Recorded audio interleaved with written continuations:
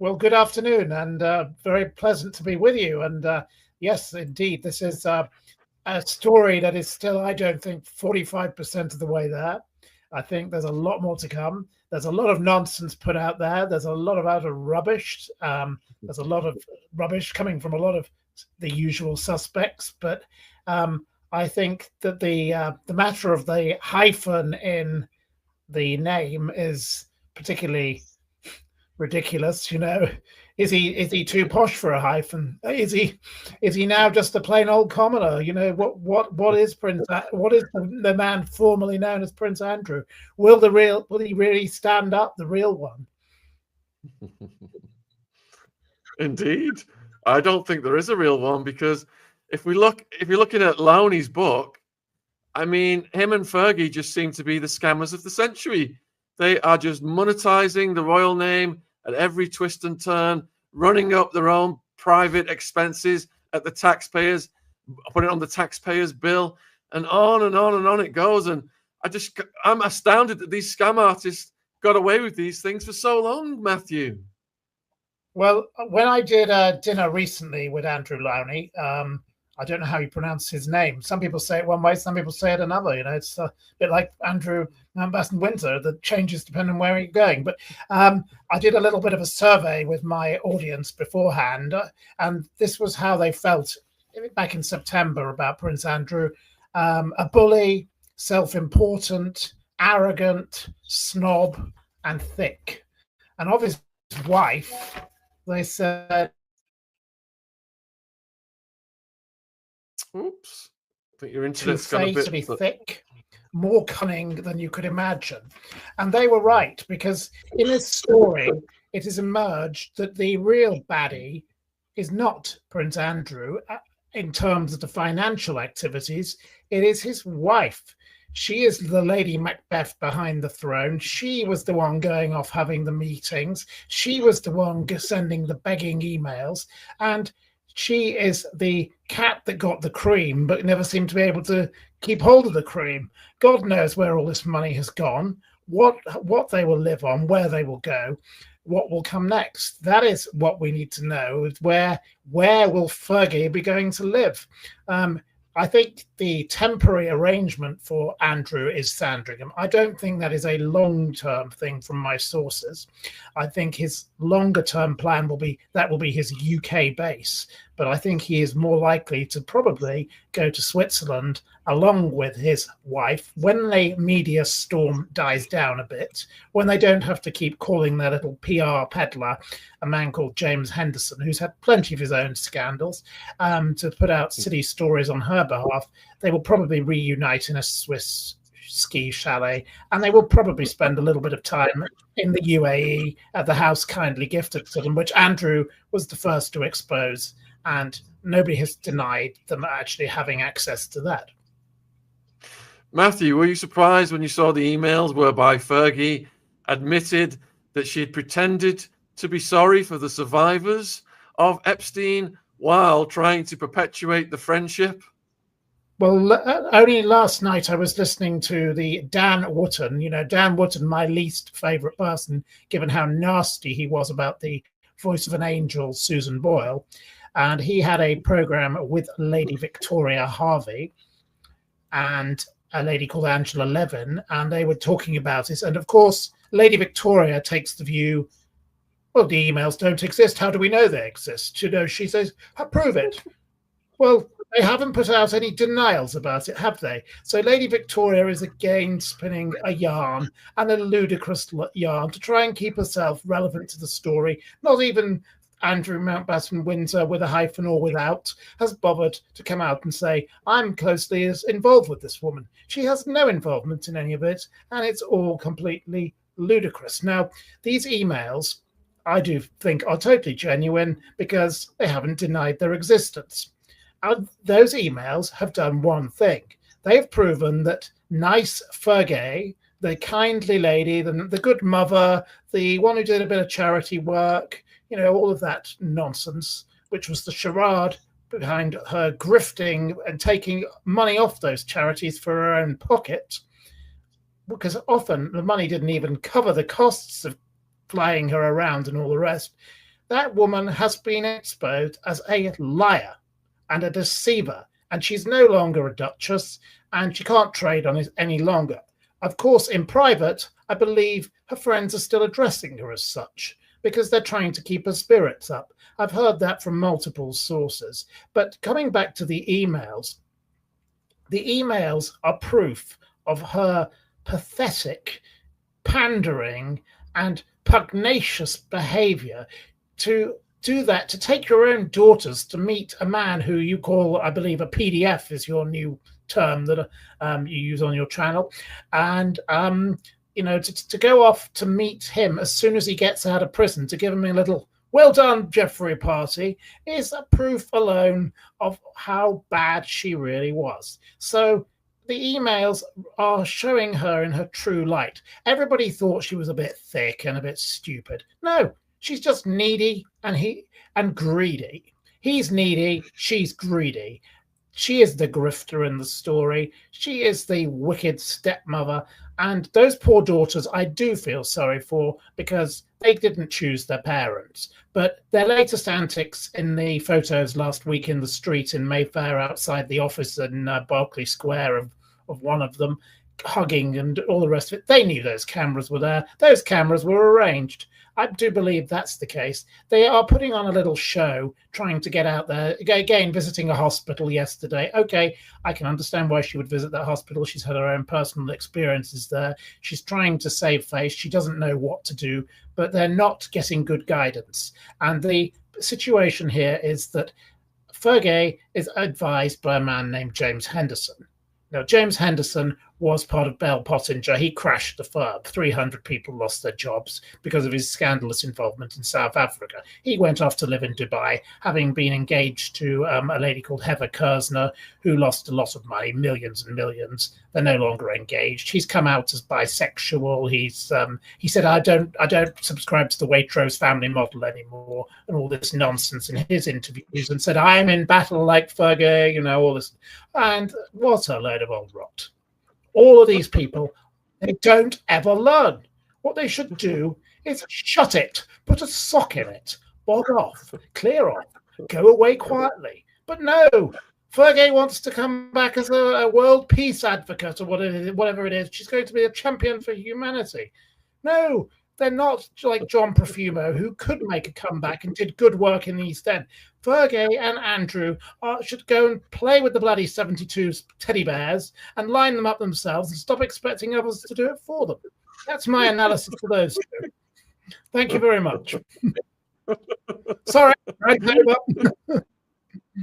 So, when you were reading Andrew Loney's book, then, this trajectory of Fergie going over to America, reinventing herself with the corporate investors helping her, and going on the weight loss circuit. What did you make of all that part of the book? Andrew's book is very thorough. I totally disagree with Jacob Rees-Mogg's analysis that all those citations, and he didn't properly cite things. He did 4 years of very good research. He quotes his sources. He's a brilliant historian, and he's produced a book that has changed everything. When he was writing the book, I said to him, "You're mad." I said, "You're completely insane. You're launching a book in August." I said, "Nobody will buy your book if you launch it in August." He proved me completely wrong. He did the most brilliant, clever move because no other books were coming out. So, of course, he got all the publicity, and then everything happened to happen. So a lot of it was good work. A lot of it was luck for him. But his book came out and it has changed the narrative. Look, within 2 months, they're out. They're finished. They've lost their titles. They've lost the Royal Lodge. They were never going to give up the Royal Lodge willingly. And they've had to do that. And he's having to give up a hell of a lot more. There's more to come for the pair of them. There is a lot more scandal. And Andrew Lowney's work has changed the narrative. It also helped that Virginia Roberts Javier's book came out also, because that has further changed the narrative, though the poor lady is not around to see the impact of what it's achieved. I have been speaking with plenty of other victims of Ghislaine Maxwell, particularly more than the Jeffrey Epstein ones. And I'm seeing one of them in December, and another one I had a conversation with for the first time the other day. They all have amazing stories, and it's sickening to hear. And the fact that Ghislaine has been put in this cushy jail is appalling, and she is still a danger to Andrew and Fergie, because until she gets what she wants, she's now got a little dog to pet. Oh, how lovely for Ghislaine! And Fergie's of course got the corgis of the Queen, which communicate with her allegedly. You know, the woman is off the rocker with her mumbo jumbo nonsense, sort of communicating via a dog. Dogs are beautiful things, but bringing the Queen and into the corgi story just is yet further proof of Fergie's lunacy. No wonder she went on that program, Loose Women, who don't even want her anymore. But no, all of these people, they're all off their minds and not utterly crazy. But Andrew Lowney was thorough, and he painstakingly got information. Now, he was hampered at every turn of his freedom of information request, and he spent £400,000 to do that, I believe. His wife was not very happy with him. I'm sure she's very, very happy with him now, given I'm sure that book will have brought in an absolute fortune. It's been in the bestseller list for weeks and weeks on the Sunday Times. And everybody I know everywhere in the world has been writing to me saying, oh, how do we get a copy of it? And they're getting it in America now, and they're getting it elsewhere. And of course, he's going to be bringing out a revised, updated version. And then I believe there's going to be a version called Untitled. So it's entitled to Untitled. And, you know, that's the end. It's not the end of the story, though. Whether he ends up, you know, the stupidity of people like the Mail and the Sun, who get their junior reporters to write, oh, Fergie and Andrew are moving to Montecito. Of course they're not. They will not willingly go to America to put themselves at risk. They're not that stupid. They're not like stupid Ghislaine, who could have gone to Israel or could have gone to France. You know, they didn't pull a Roman Polanski and clear off, did they? You know, that's the stupidity of the story. Is there's so many fake stories being put out there that they are not running away to America. That will not happen. She cannot go back there. There is talk that she wants to go back to Florida because she was welcomed at this convention in Palm Beach of sort of rich housewives, and they have her for their charity, and they'd love to have her back, and they'd address her properly and call her Duchess. They said, well, they're welcome to her, but she won't be going. It's not going to happen. The woman will go to Switzerland. That's my prediction for her. All right, so let me just going back to Lowney. Yeah, the book was the narrative.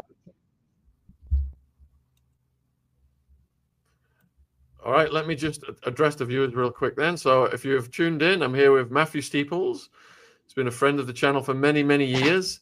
He is also the proprietor of the Steeple Times, and he has his own YouTube channel as well these days. So all of the links, I'm going to put them in the live chat right now. If you've got any questions for Matthew while we're live, please get them in the live chat. Please support his important work. And I'll start with the first question then. I'd like to get Matthew's opinion on the story that Andrew has been summoned to appear before Congress over Jeffrey links. And they're saying that members of Congress have sent Andy a letter summoning him to explain his long-standing friendship with Epstein. Well, do you think because we know from Andrew Lowney's book that his lawyers completely dodged helping the investigation through an email ping pong labyrinth? Well, I would say that, you know, last time round he was able to hide out at Balmoral because it was the summer and the Queen was there and he could go there and he didn't need to be served. This time he will cooperate. He'll have to cooperate, but he's being allowed to cooperate in private. He's not being forced to go to a court.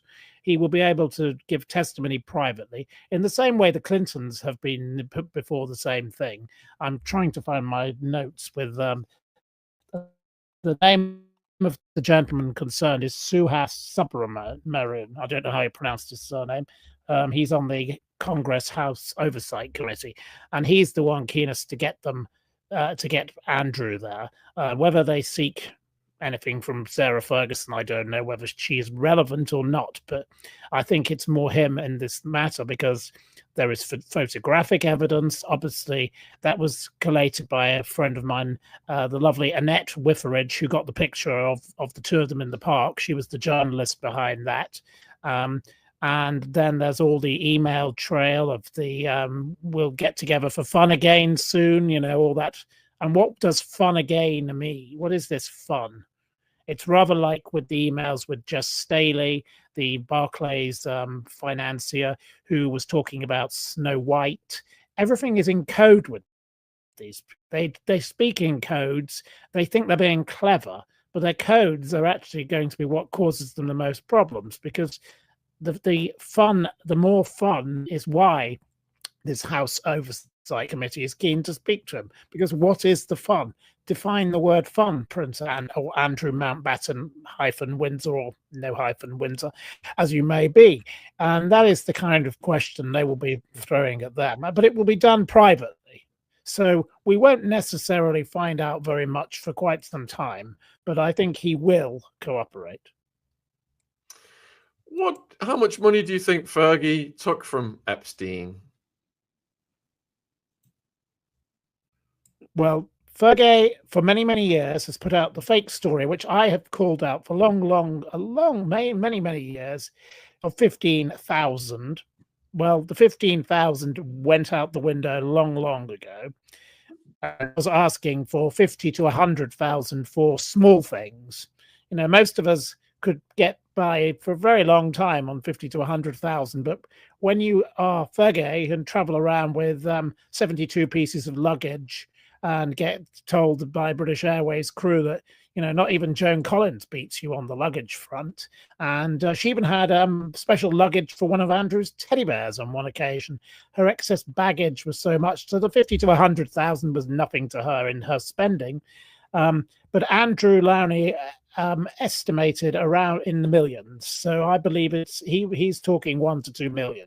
I think it could be far higher than that even. That is why they were going so often to spend time in New York and on the islands. And of course, don't forget that Fergie also spent time, as did Andrew, with Nygaard on his island.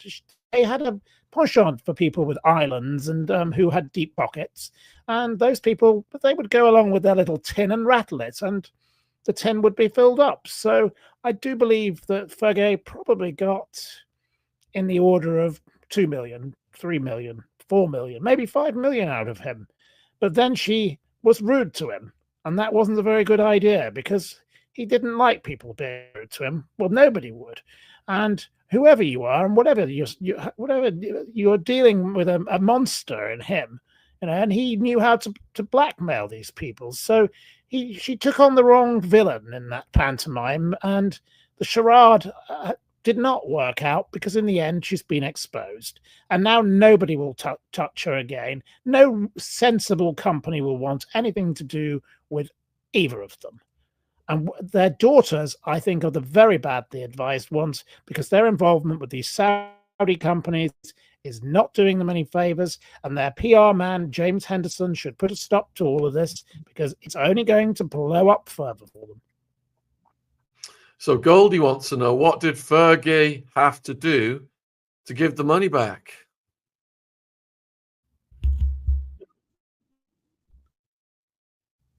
What did she do for Epstein? For Epstein, I think basically he liked having access to people via the royal family. He liked being able to go to their parties, as he did at Royal Lodge. I published some photographs years ago of the party for the big party where Epstein and Weinstein and the rest of them were all in costume. And I've got some pictures of other parts of that evening. And I've been getting lots of messages from all sorts of strange people saying you have to take them down, remove them, all the rest of it. And there's something they've got to fear from all of those photographs. There must be a lot more of those photographs out there. I'm sure Andrew has access to a lot of things that I haven't seen, but it's funny how some of the little details have come back, and they started going over that photograph again, saying it was taken at Royal Lodge. Well, we all knew that anyway. The BBC made a big song and dance about it, but there's so much there that shows that Epstein wanted to be around those kind of people. That's why he had Clinton always on his plane. He loved having presidents and princes, and PDFs, as you call them. So, president, princes, and PDFs, that was Epstein's thing. He was surrounded by those people because they were useful. They were like pawns in his chess game. His strange pictures, everything. He thought it was all a bit of a jape for him, and he was able to blackmail them. He videotaped them all, and they must all know all of this, and they all must be very, very fearful. And the ones that said they didn't understand what was going on, they're completely mad, completely ridiculous. So Claudia's so as regards a follow-up question. Okay.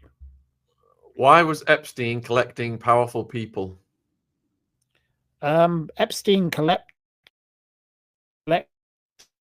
these people because he was involved with. He was also blackmailing those powerful people, taking their money and using it in other nefarious ways with other ones. So he was a grand chess master, but I don't think he was in charge of the whole thing. I think Ghislaine was a lot more important than is made out to be the case.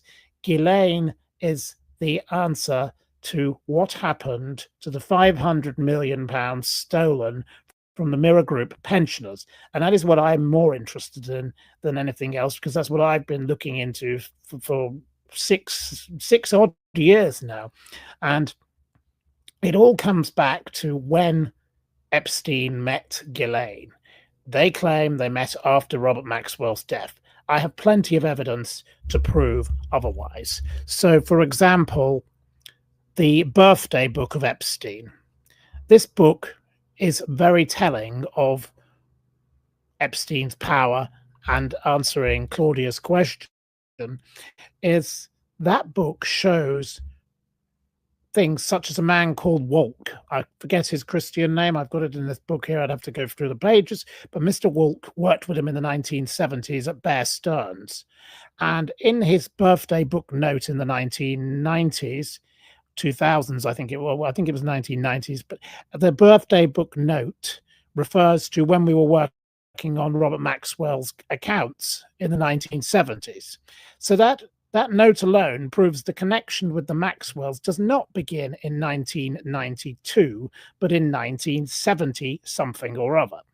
And of course, Epstein first came to the UK in 1981, if it is to be believed, when he was invited by the Leese family, who lived in a manor house in the Cotswolds that's now owned by a rock star. I forget which one. South Wraxall Manor, I think the place is called.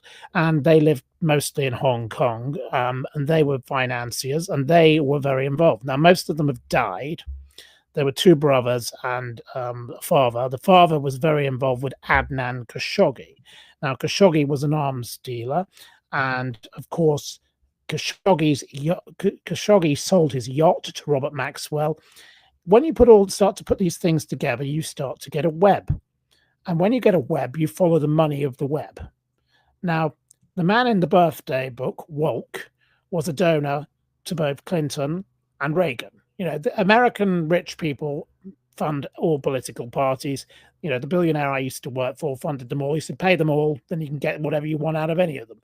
And you've got to keep them on side. It's the same as what Richard Branson did with politics in Britain. He was backing Margaret Thatcher one minute, Tony Blair the next, because they go where their business interests are suited. But with Epstein, he was able to connect a lot of people who were involved in dodgy foreign places that were far, far away in Africa or the Middle East. And he was able to bring some respectable people in to make it look pleasant and da-da-da-da-da. And again, bringing in a prince was useful. Bringing in Ehud Barak whose sister, by the way, cousin, by the way, is the real traitorous villain in this whole story.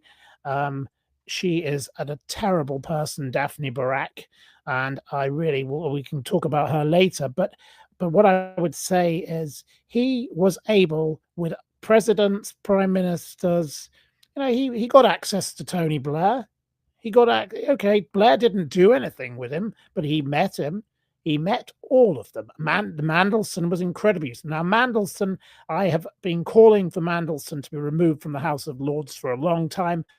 I've got a petition going on that, and I've been really into that. Him and Michelle Mone both should be thrown out.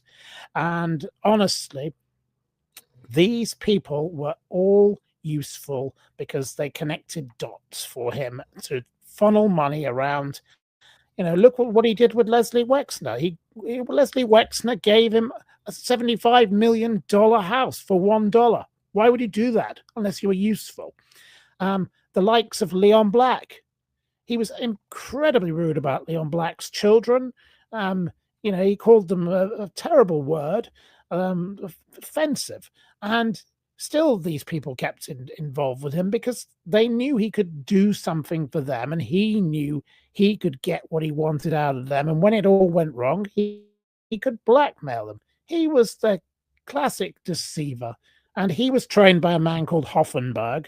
Hoffenberg is dead. Hoffenberg tried to take over Pan Am. You see, everywhere you go, it gets bigger and bigger. This man, though, Epstein, started off as a taxi driver and a teacher, and he lied to be a teacher. He was a liar all along, a liar and a deceiver, and it was all part of a chess game for all of these people. But I think the grand chess mistress is Ghislaine.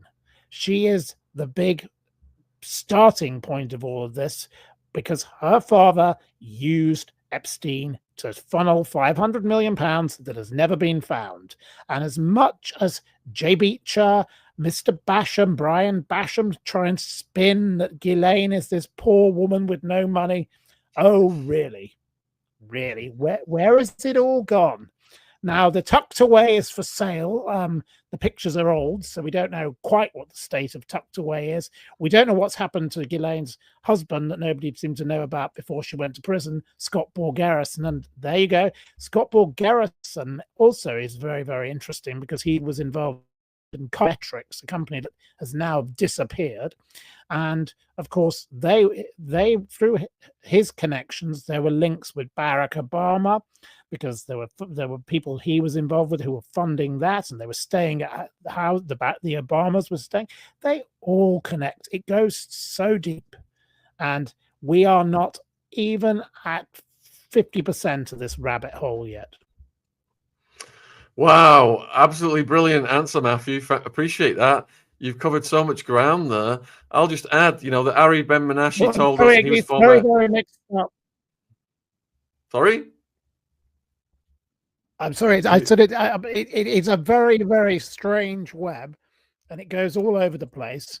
And I don't think I've even discovered 50% of it. And I spend an awful lot of time watching things, looking at things, talking to people. Some of the links are very tenuous. It's like people who are in the address book. The address book, in my view, was Ghislaine Maxwell's address book primarily. It was an address book he had access to, hence why it was in his house. And she did work with him. So, of course, they had mutual connections. But the majority of people I know who are mentioned in that book said, we didn't actually know that man. We knew her. And I've said that to you for many years. Of course, there are some people who've got more numbers than others. And, of course, Fergie had more phone numbers than Andrew in the book. So she is of more importance in terms of on sheer numbers than her husband in that sense. And of course, she was the one doing all the grifting. So that's how it worked with her. Yep. So Ari Ben Menashe told us that Prince Andrew was a useful idiot for Epstein. Ari Ben Menashe, former Israeli military intelligence. And reading Andrew Loney's book, you get the impression that it is all about access, just as Matthew has said. They're parlaying the royal brand, telling people that if you pay us this much money, Prince Andrew will fix your business deals. He'll make this call, he'll make that call, and you'll make 10 times your finder's fee that you're paying me. This is the kind of thing Fergie would be saying. Just pair of absolute scam artists, opportunists. Go on. What you have to remember is, if it's too good to be true, it's too good to be true. It's rather like all the people who got sucked into the timeshare business by the likes of the, Palmer, the man who got shot, and all the rest of it. If you believe these people, and they are convincing, all con art. If a con art, he's very, very good at moving people around. You have to look at the victims they sucked in by saying, "Oh, we're going to get you a little modeling contract with Models One or whatever. Come along, you'll get a film deal. Here's this nice man, Prince Andrew. You can have a photograph with him. Oh, isn't that nice?" Most people wouldn't want a photograph with that revolting, non-sweaty creature, but there we go. So it's all about playing a game for these people, and they knew what buttons to press with each person. They would have had files on each person saying, this is what they like. When they came to dinner, they'd know, well, that he likes to eat this and she likes that, and he'll sit with her. And that's how it works in those kind of worlds. Everything is noted down, and certain people can't be put together. You can't have X there because he doesn't like talking about right-wing politics, and he doesn't like talking about fox hunting or whatever it may be. Whatever topics they like, you think, well, we'll bring that one for this occasion and this one. It was completely planned and orchestrated, and the planner and orchestrator was Ghislaine. Ghislaine was the chief, and of course Fergie and Ghislaine, being from similar sort of backgrounds of education and society and the period of the 1980s when they were beginning their lives, and they didn't like one another because a lot of these women get jealous of one another, and I think Fergie probably viewed Ghislaine to be a threat, and I think Ghislaine probably believed Fergie to just be thick and stupid, because Ghislaine is actually a very, very intelligent woman. Whatever you may say about her, she is very, very bright. And her passion about the ocean, when she got into a topic, she was very thorough. She had a good education, but she had that evil father who was a monster, but he was a brilliantly successful publisher. He could have been a very brilliant man if he'd chosen not to be nefarious, but he was nefarious. And as Kirby Summers rightly quoted in one of her books, he once said, I have a very beautiful daughter and she's just like me. And I would change the word beautiful to deviant. That was exactly what Ghislaine was, and Ghislaine was very, very good at manipulating all of them. But she trained Epstein well in this. Epstein was brilliant at the thing she wasn't brilliant at: money. He was good at the numbers because he was a mathematician. She was the woman of words and the woman of connections.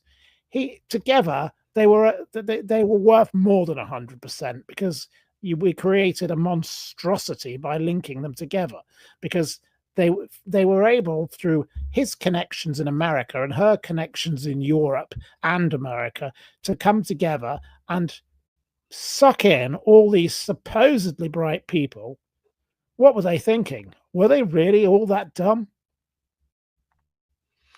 Right, you've got about 20 outstanding questions, Matthew. Let's get over to the next one. Right, okay, fire away.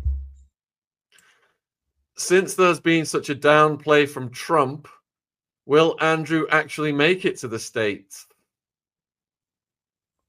Well, I think I've already answered that question, but I would say Prince Andrew has no intention of going to America. If he does go to America, he's very, very stupid, and I don't think even he's that stupid, because he puts himself at risk. Anything could happen. He's not protected in the same way as he was. He cannot just turn up there, and he would have a lot of questions to answer, and it just really.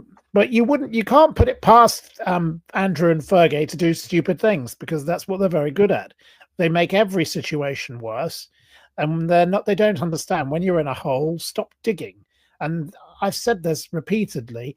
Why they continue to be involved with this James Henderson, it's just the same as Michelle Mone, who has met at the crime conference Mark Williams Thomas, who speaks on her behalf, and they all connect. They all connect because Mone and Andrew share somebody who ran the now I see closed down Pitch of the Palace situation, a man called Arthur Lancaster, who was also representing the business interests of Mone. And here are two people, Fergie and Mone, and and Andrew as well, who really are in the worst kind of PR situation, and they hire these strange people because Williams Thomas is meant to be involved in finding Madeleine McCann and Nicola Bulley and things like that, and he gets himself involved with Mone, who's PPE profiteer, and then you've got Fergie, who should be being a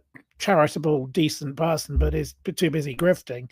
And these PR people just think, oh, well, we'll put out a little statement, leave them alone. They're nice women, but everyone's picking on them. They've got mental health. Well, we all get mental health when this comes up. Oh, the mental health. Oh, all these silly rumors in the press. Oh, Lady Victoria Harvey. Oh, Andrew could kill himself. All of this, nonsense. No, just go away and be quiet. That's the best form. That's the best PR advice any of them could get. And somebody I know asked me, because they contacted me saying that Fergie was very upset about something. And I said, why doesn't she listen to her secretary? Her long-suffering secretary is called Antonia Marshall. And this lady has been loyal.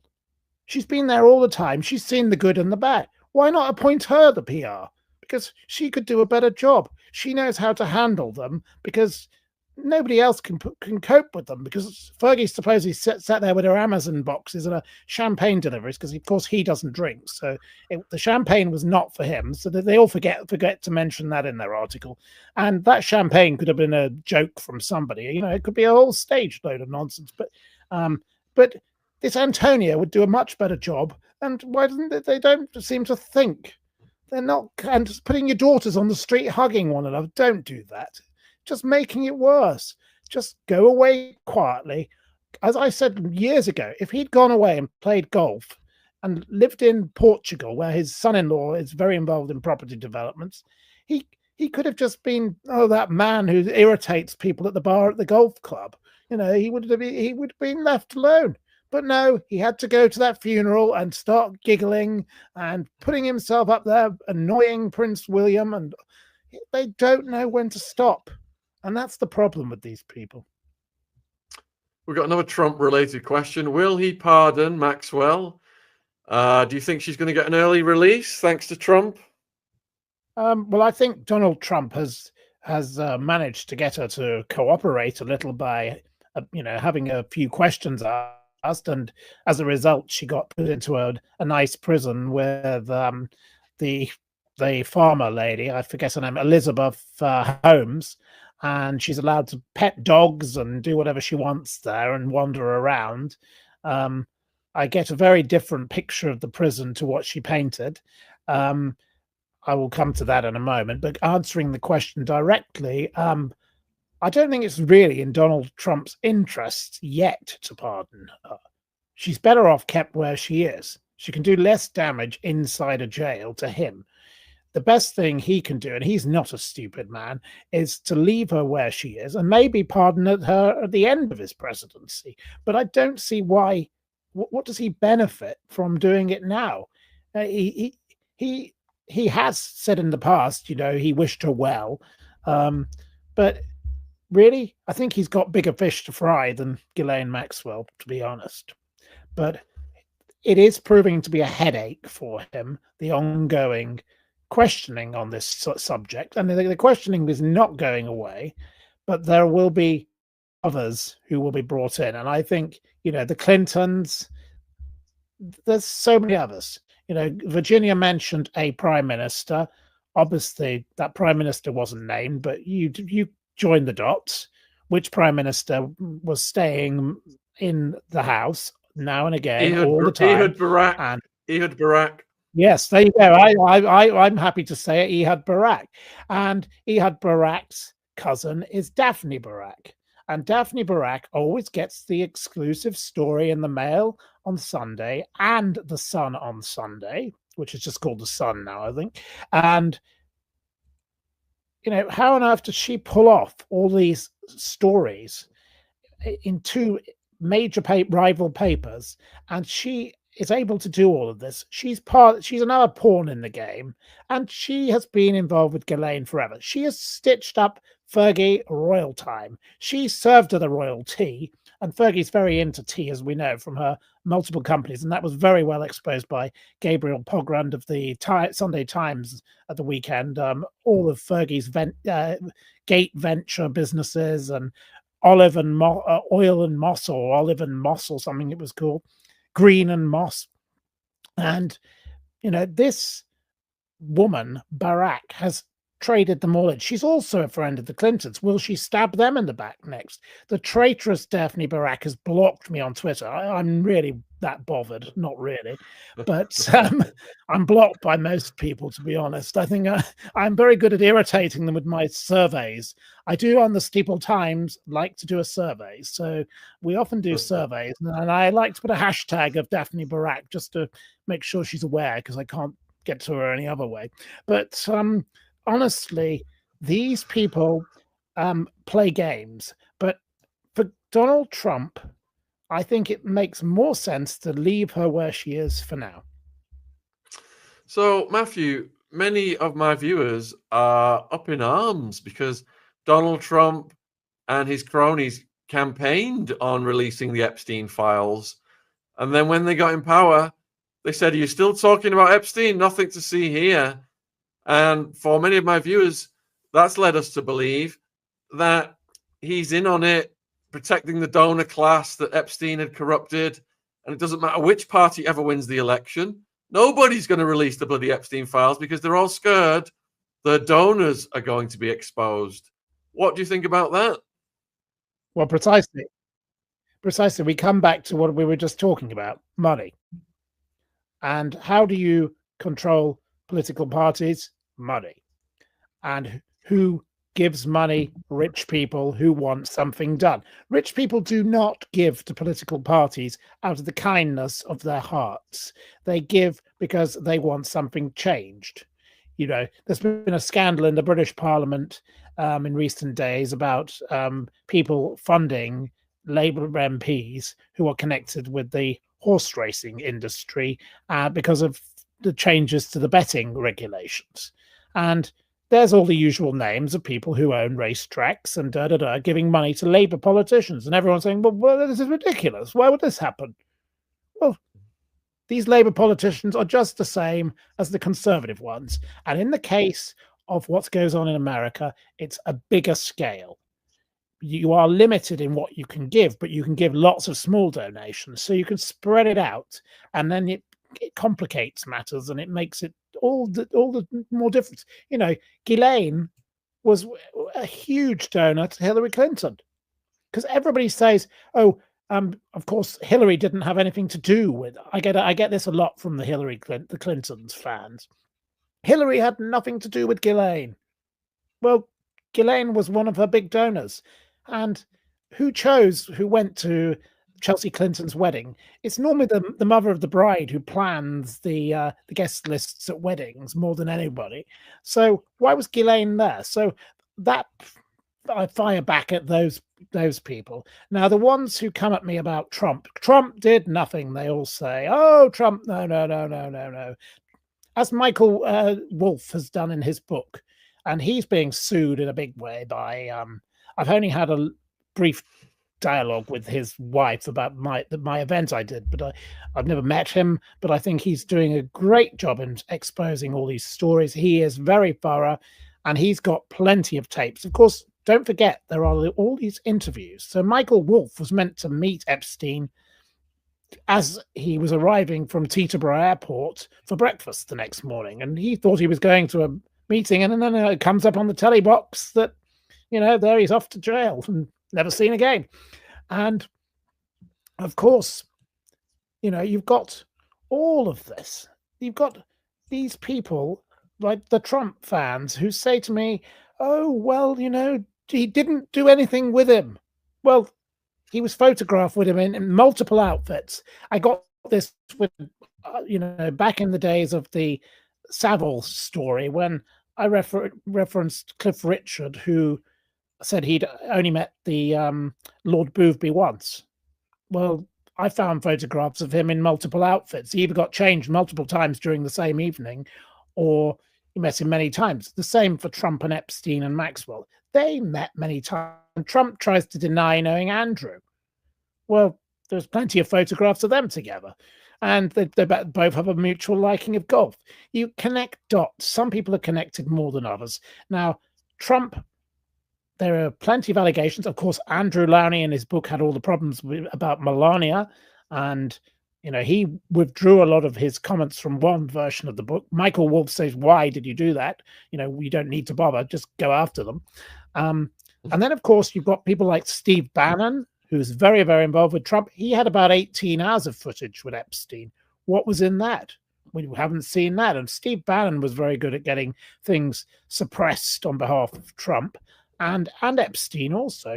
They are very, very strange people. So they're powerful and they're connected.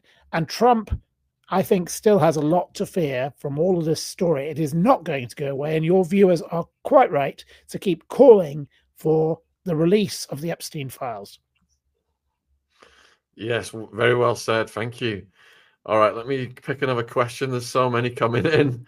Let's see. Does Matthew think that if Andrew does a book, it will go the same as Harry's Spur? What do you mean by that question? Doesn't make. I understand the point. Will Andrew write a book, and will it be as negatively received as Spare was received? I've got good old Finding Freedom. I didn't buy it. I saw it as somebody had a table where the place I was staying with books they were giving away because they're moving house, and there it was. So I picked it up. I did not pay for it. I would not pay for it. But again, I don't think Prince Andrew or Andrew Mountbatten Windsor, with or without a hyphen, will be writing a book. I think King Charles has provided him with a home in Sandringham where he'll be out of the way, and there will be conditions to go with that. And he will be financially provided with, and he'll be provided with staff, and he will have freedom. He will have had his own conditions, but one of them will be no book. There will be no book. He will not do that because his brother will not tolerate it. That will not happen. And when eventually Prince William becomes king, Prince William certainly won't tolerate it. So I don't think it will be an issue.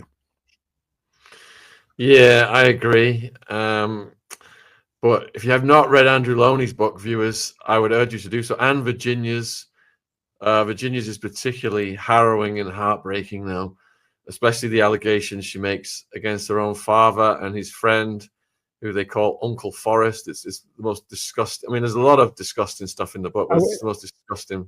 It's a very, very, very sad state of affairs, and I believe other victims have got books coming out, and they all have their own story to tell.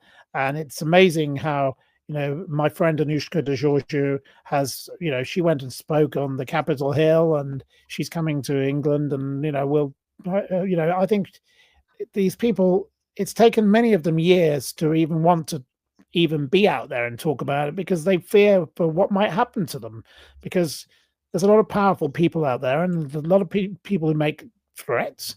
Now, I get threats. Everyone gets threats from these kind of people. If you talk about these things, you annoy people. And of course, they don't want to be talked about. And lots of these people would rather this all went away. For years and years, I was told, shut up, don't talk about this. You're really going too deep. I had it only the other day. I went to a lunch. A man who owned a big nightclub in the West End. It wasn't Tramp, but he did own a big nightclub. He said, there's more important issues in the world. Leave him alone. And I said, seriously? It's not me who's brought on this story. He brought on the story himself because of his own actions. He chose to go on Newsnight. Again, if he just put up and shut up, and not listened to his stupid wife and her stupid PR man and the stupid daughters who should have been, just stuck to being in the fancy dress box, then they would not be in this mighty fine mess. And that is the stupidity. And that is why there won't be a book, because now he is going to be put on a leash and he will be kept under control. The problem might be Fergie, because if she's not provided for, she is a loose cannon. Now, she thinks she can reinvent herself as some global humanitarian or whatever.